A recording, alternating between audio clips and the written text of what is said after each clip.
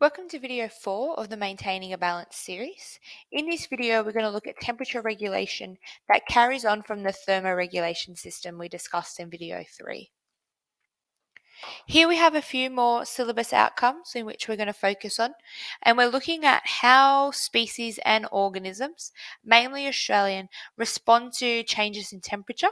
We're going to have to give a few specific examples which will be handy for the HSC exam, but we're also going to look at some responses that plants might take to make sure that they are maintaining homeostasis despite external changes in temperature.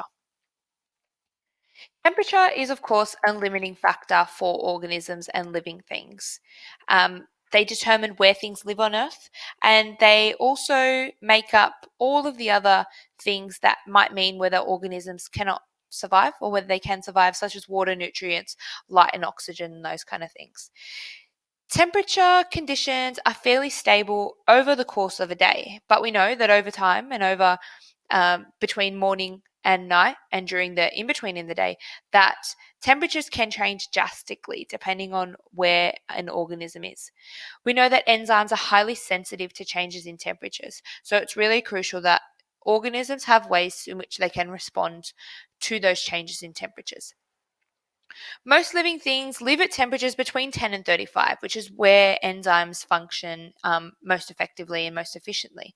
However, because of competition, there are organisms that have to live across a broad range of temperatures outside that optimum range, which is, I guess, for most organisms.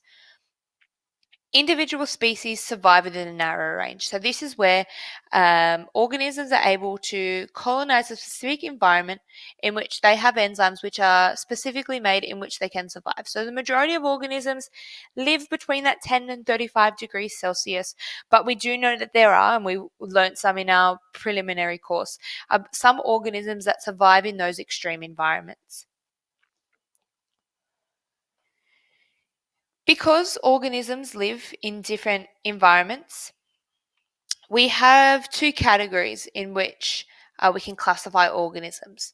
We might be able to classify them as ectotherms, in which they depend on an external source, usually from the environment, for their heat energy. This usually includes fish, amphibians, reptiles, and most invertebrates, in which their body temperature will fluctuate over a wider range. So they'll still have that range, that which they'll function optimally, but that range is much larger in comparison to endotherms.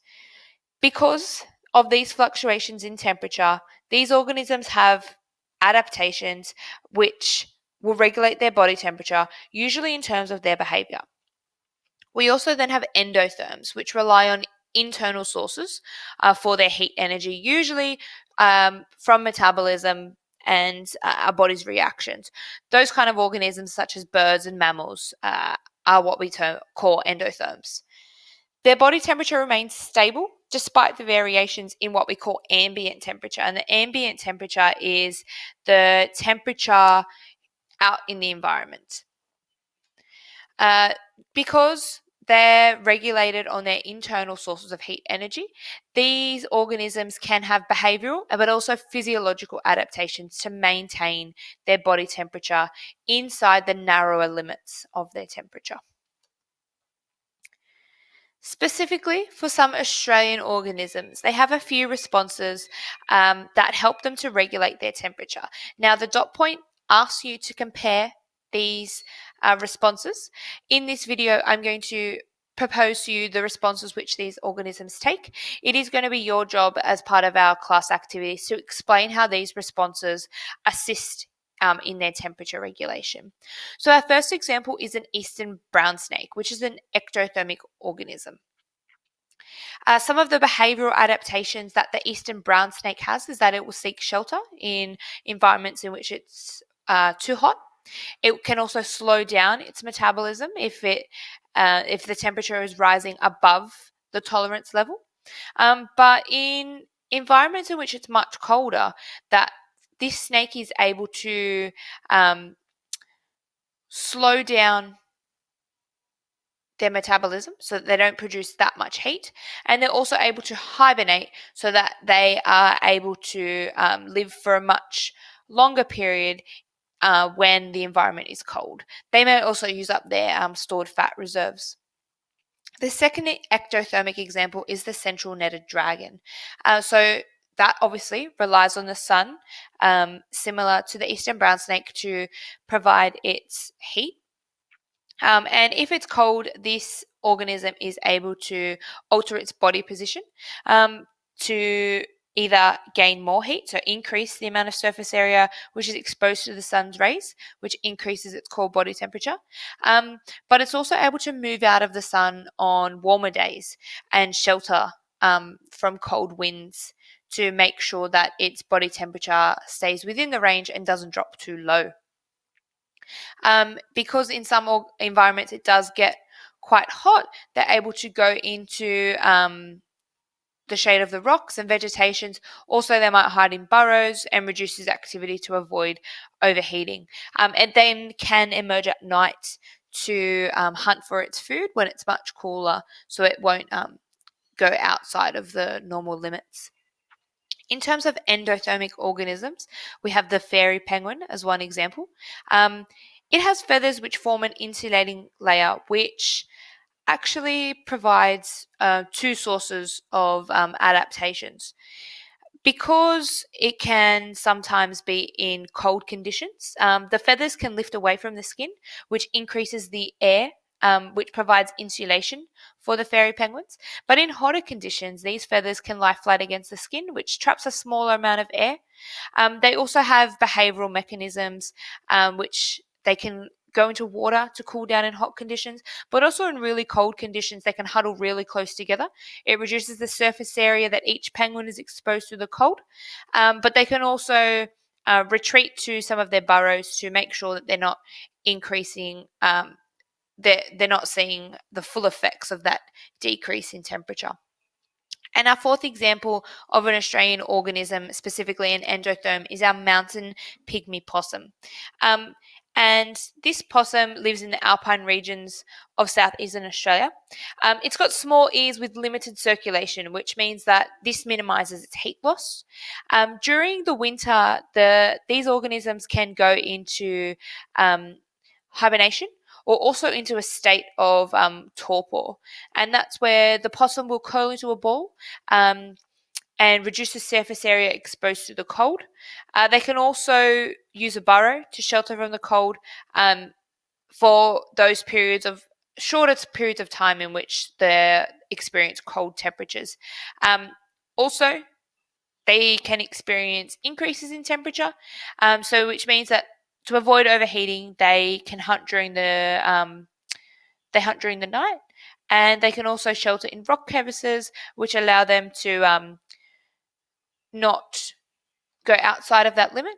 But they can also keep their metabolic rate quite low during the heat of the day, so that they're not producing too much heat from their normal body reactions. In some endotherms, they have what we call brown fat, which can be used to burn through when they need to increase their temperature in cold conditions. So that's another thing which some organisms, specifically a bat, has the brown fat, which they can burn off to keep them quite warm.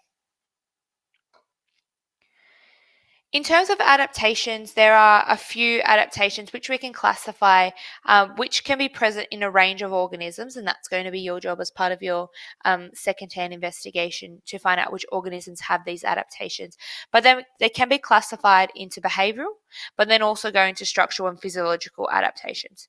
So some of the structural and physiological adaptations have got to do with things like evaporation, countercurrent gas exchange, controlling their blood flow, changes to their metabolic activity, and then also the presence of insulation. And some behavioral adaptations is which they can change and control the exposure to the heat and to the cold environments. They can have sometimes show nocturnal activity. They can find shelter.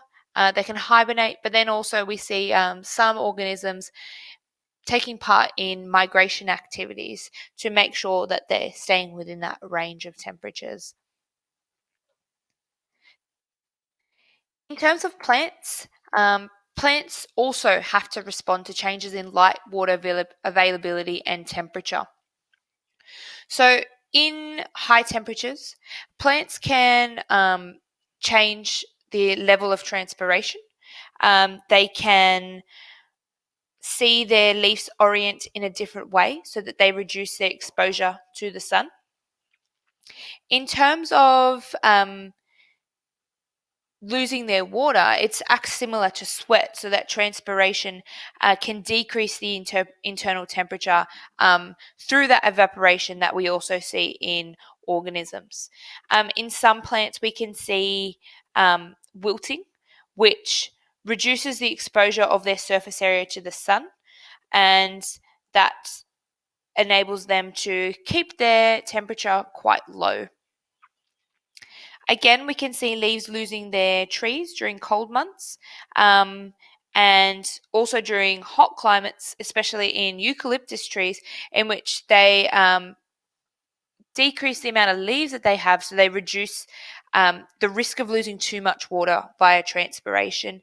And then we also see some plant species which, in the extreme temperature changes, that they ensure their survival by resprouting or releasing their seeds to ensure that they survive the extreme heat. In terms of responses that plants have to low temperatures, some plants have antifreeze, which stops the water between their cells freezing.